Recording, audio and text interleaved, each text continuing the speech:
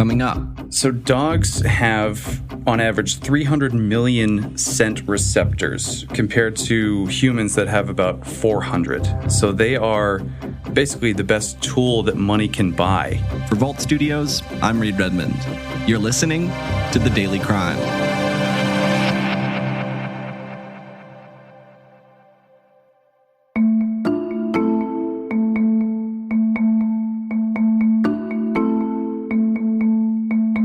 Picture a service dog, and what do you see? A big dog standing at attention, maybe wearing a vest that says, "Do not pet"? You're about to meet a group that breaks that mold. Last month, dogs from around the country and their handlers showed up in Maine for a very particular kind of training, an Arson Dog recertification program. Meet this very good boy. This is Sonny. Sonny is a ignitable liquids detection canine. Sonny and his partner, Fire Captain Robbie Simpson, flew in from Phoenix, Arizona to be in Yarmouth Wednesday. 11 teams came from around the country to test their skills. Really, this is the birthplace of the Arson Dog program. David Guildford is joining us from News Center, Maine. David, thanks for being here. Happy to join you. Someone you interviewed for this story told you arson is one of the most difficult crimes to solve. Let's start there. Why exactly is that? It was really explained to me that once people get on scene, it's just a mess. Arson is one of the most difficult crimes to solve. The evidence burns up. It's a dirty, smelly environment. And as a human, we don't have that superpower sense of smell. I mean, obviously, every homicide, for instance, could be different, but I feel like it might be easier to find clues there.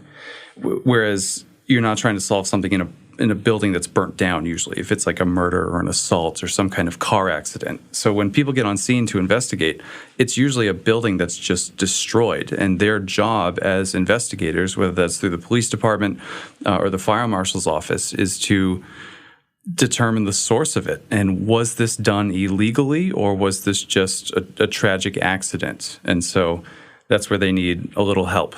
Right, and talking about this challenge, one of the tools that investigators have at their disposal is dogs. Why are dogs useful in investigating arson cases or potential arson cases? So dogs have, on average, 300 million scent receptors compared to humans that have about 400. So they are basically the best tool that money can buy. I did a story before this one that we're talking about today, a couple months back, at the state level, basically at the HQ of public safety, where they had just acquired one of these dogs through the State Farm program. And the head of the entire fire marshal's service for the state told me that the one dog that they were getting would be better than the lab equipment sometimes. They still, when they get evidence that they bring back to the lab, they still use the lab and all the technology there to confirm or deny evidence of accelerants in these cases. So they still use the real science behind it. But he said the dog sometimes will detect things that their equipment does not. So it's really, it's the best science equipment that you can get for trying to solve cases where a scent is involved than they could possibly think to buy. I hadn't realized how often dogs are used in fire investigations, and to give our listeners an even better sense of just how good dogs are at sniffing out accelerant, there was a study from the University of Alberta a couple of years ago that found dogs can detect traces of gasoline down to 1/1000th of a teaspoon. It's just unfathomable. Talk a little bit more about your experience as a reporter covering these dogs. So that what I just told you about, that first story that I covered, that opened me up to this world of arson dogs, because I think I haven't done it personally, but I know a lot of reporters have done stories on canines involved, whether that's with police or bomb-sniffing dogs or drug-sniffing dogs. And we're used to this like stoic German shepherd a lot of times, standing at attention. And while they seem like great dogs, they really just seem like an arm, a true partner there.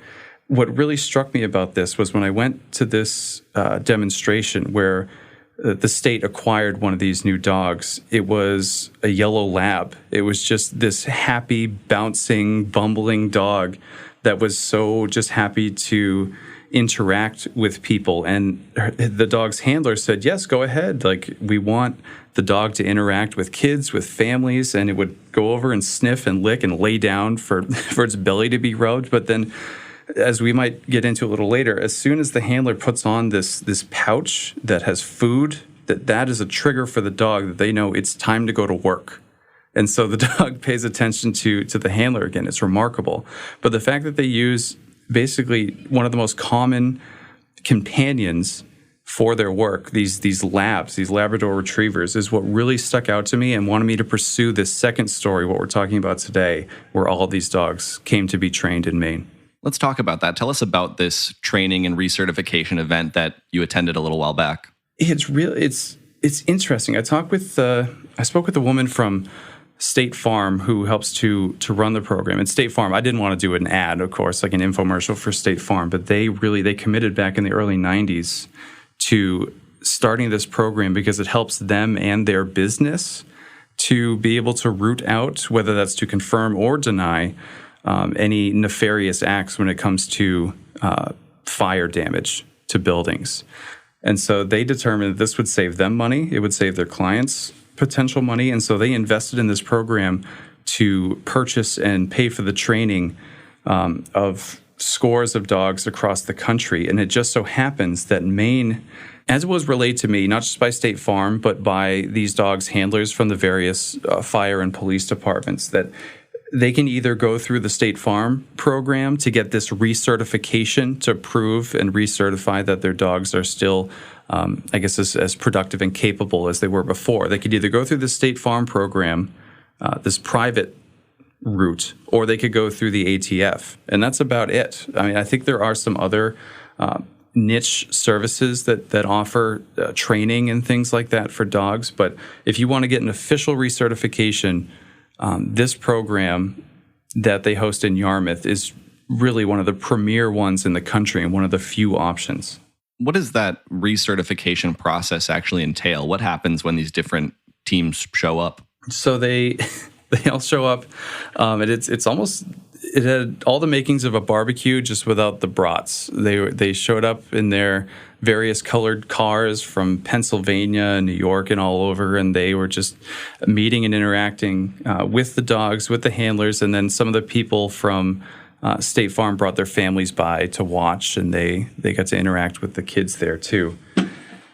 But they go to a training ground that is used by, I believe, Yarmouth Fire Department and probably a lot of other area agencies to train on how to work through buildings. And so they have this multi-storied structure just in the back of a recycling plant in Yarmouth, where they usually do like burn scenarios and smoke scenarios. But now they take these dogs through, and they'll have the trainer who does, or the recertifier, I guess. I don't know if that's a real word.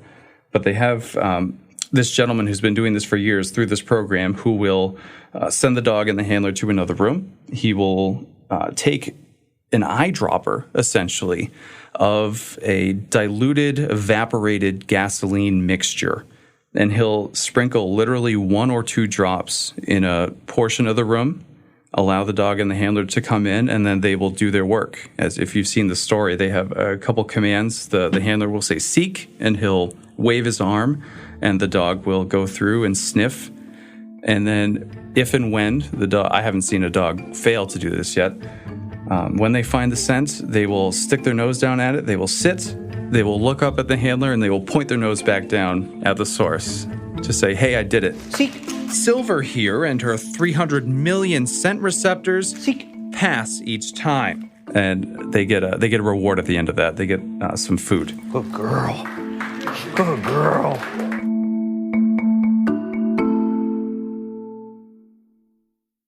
Something else I found interesting is that most of the dogs in this program, they're not specifically bred to be arson dogs. They come to State Farm from animal shelters, rescue organizations, certified companion programs, and they're actually even allowed to be pets. These are not the dogs you typically picture when you think of a law enforcement canine.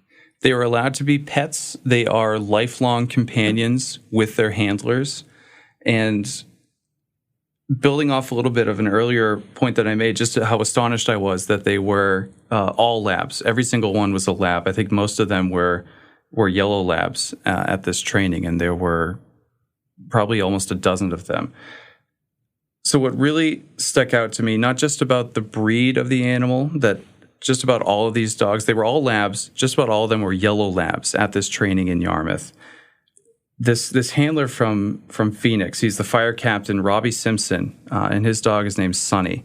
And he told me that he'll go to scenes and Sonny will do his work. Robbie will strap on his food bag and Sonny knows it's time to go to work. They will go through and they'll sniff a building. And then he'll take Sonny out because, of course, I mean, this is the worst day in a lot of people's lives.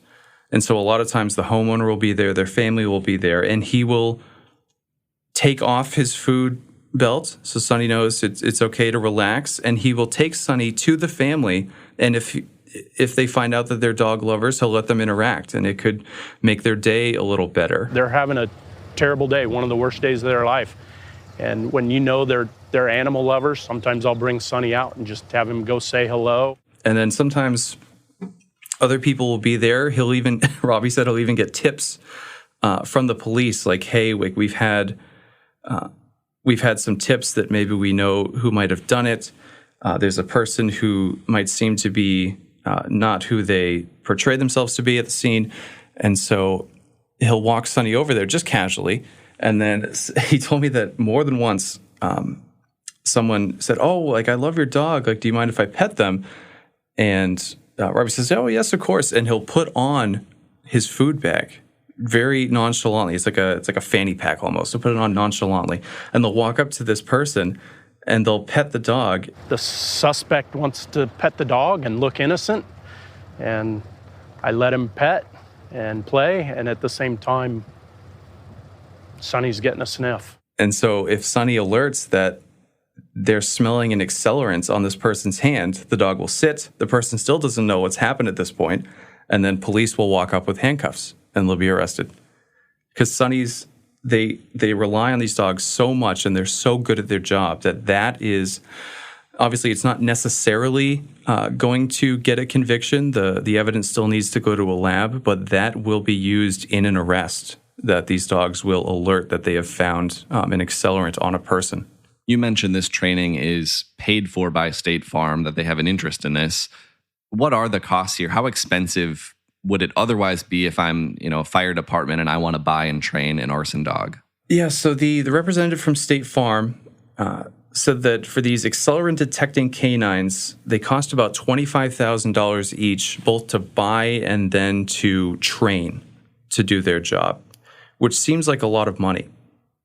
But when you start getting into all the lab equipment that they are buying as well, it doesn't seem to be that much. And for State Farm, since I told you earlier that this is worth it for them, this Heather Paul, she's from State Farm, she said that the average house fire costs about $45,000 to insure.